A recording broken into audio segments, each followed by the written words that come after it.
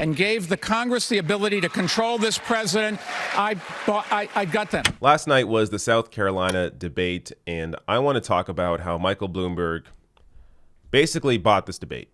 I mean, he bought his way into the race. He admitted to buying politicians before catching himself. I'll show you that in a second. And apparently, he bought the audience at the debate as well, in addition to buying commercials during the debate. I mean, this was just a totally purchased debate. Now, when it comes to the audience, I will say so far it's not confirmed that the people in the audience were his supporters. But with that said, to be in the audience, as I'm going to get to, you had to pay a lot of money to be there, clearly skewing who the audience would favor on stage. But before we get to any of that, I want to first show you this clip here where Michael Bloomberg is talking about Democrats taking control of the House in 2018, and he points to himself as the reason for this. But listen carefully to what he says here. All of the new Democrats that came in, put Nancy Pelosi in charge, and gave the Congress the ability to control this president, I got them. Number two. I love these kinds of slip-ups because it shows you who the man really is, what's actually in his mind. That's what happened. He buys politicians. That's what he does. That's what billionaires do. That's what oligarchs do. They buy politicians so that when these politicians are in, they do their bidding. Like these countless campaign contributions aren't for fun. They are giving this kind of money to politicians to ensure that they're able to keep, that people like Bloomberg are able to keep as much of their wealth as possible. Now, I want to show you some of the audience reactions here because, as I'm going to get to, it really appears like this audience was just purchased by Michael Bloomberg. So I'm going to show you, I think, 3 different clips here, and listen to the audience when these various points are being made. And that's one of the reasons that we need to see any candidate's taxes. We know that Mayor Bloomberg has been doing business with China for a long time, and he is the only one on this stage who has not released his taxes. He plans to release them after Super Tuesday. That I really am surprised that all of these, my fellow contestants up here, I guess would be the right word for it, given nobody pays attention to the clock. I'm surprised they show up because I would have thought after I did such a good job in beating them last week that they'd be a little bit afraid to do that. Mayor Bloomberg has a solid and strong and enthusiastic base of support. Problem is they're all billionaires. Now, if you look...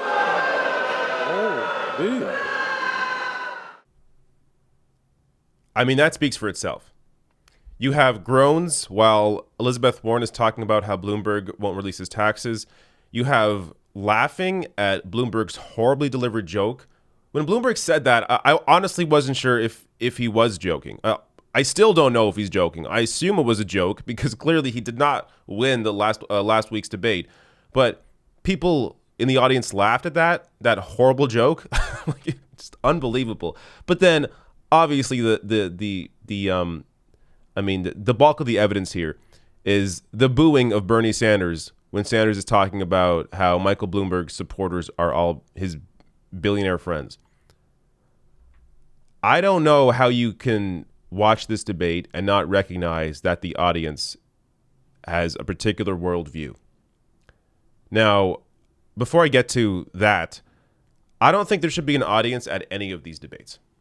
It skews what people think. It works on people subconsciously. It works on the viewers at home. It works on them subconsciously when they see people's certain points being booed or cheered. Like, people should be able to see what these politicians are saying, see what these candidates are saying, and make up their own minds based on what they are saying. But here you have the audience skewing how various messages are absorbed. But the audience here, so to be in this audience at the debate, you had to be wealthy. So here's a report from South Carolina's Live 5 News. This article is referencing voters Emily Kiley and Peter Davis, who are both Bernie supporters. The couple has signed up to be a part of more than 800 volunteers to help set up or work the debate. Quote, but there's no access to tickets on any Democratic site that we could see, Kiley said. That's because tickets aren't readily available. The Charleston County Democratic Party website says the only guaranteed way to get a ticket is to become a sponsor of the debate. Sponsorship ranges from $1,750 to $3,200 each for attendance to multiple First in the South events. Active campaign supporters like Davis said something like a Democratic debate should be much more accessible to everyday voters. Quote, at the end of the day, it's still a money game, Davis said. Whoever has the most gets to attend these kinds of events that should be public and should be easily accessible. Charleston voter Eileen Walsh said she was shocked to find out about the price of guaranteed admission. Quote, I think that's impossible for us people that obviously don't have the money to do something like that, Walsh said. The people should be able to go too. So this was obvious if you watched the entire debate. I just gave you a few examples there. But if you watch the full thing, it was obvious this audience was completely on the side of Michael Bloomberg. Honestly, I think he got the biggest applause lines. And he wasn't saying anything profound. It's Michael Bloomberg. You can watch the debate yourself. It was clear the audience was on his side. Now, Bernie Sanders actually called this out after the debate. Tell me about the moment that we saw where it seemed like you were almost arguing with the crowd or debating with the crowd at one point. What was that about? Okay, that's an interesting question. Do you know how much money it costs to get a ticket down below? How much? I read that it costs $1,750. So to get a ticket to the debate, you had to be fairly wealthy. Most working people that I know don't spend $1,700 to get a ticket to a debate, and that's problematic. So, as Bernie said here, this is an issue, and it's really the main reason, or one of the reasons, why there should be no audiences in any debate. Now, one more way that Michael Bloomberg bought this debate is that he actually had commercials running during the commercial breaks. I don't know how CBS allowed this. It is a clear conflict of interest to have you in a debate and then have your commercial running in between during the breaks. It's absurd. It's so absurd that even a multimillionaire, Andrea Mitchell, called this out as well. How was Mike Bloomberg allowed to buy a commercial during the Dem debate? Yeah. When even the multimillionaires are calling it out, you know there's a problem. Now, one last thing here that's, I think, worth mentioning is the moderators and their net worth. This is an issue, not even just with this debate, but with the media in general. They have a particular worldview that is in favor of the status quo, that is in favor of markets, that is in favor of capitalism, because they have personally benefited from the current system while millions of other people are having their lives destroyed by it. So as Charlie tweeted out here, the next debate should be moderated by young people like the Sunrise Movement, not Gayle King, who has a $25 million net worth, or Nora O'Donnell, who has an $18 million net worth. And tickets should certainly not cost over $2,000. Yeah, this was a debate that was shrouded in money.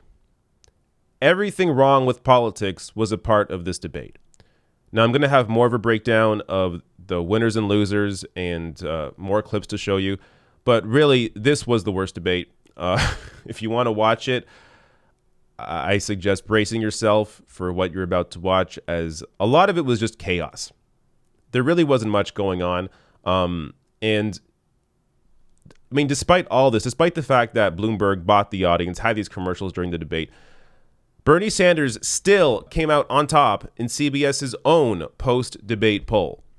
So this really was a situation here where, because the debate was largely chaos, the person that's already on top came out as the victor. So Bernie Sanders, apparently, for the CBS audience, was the winner of this debate. But I'll talk more about that in my other breakdown. Bloomberg, though, his continued presence in this race is just, honestly, it's a stain on democracy. It is everything wrong with politics, and it was on full display during this debate.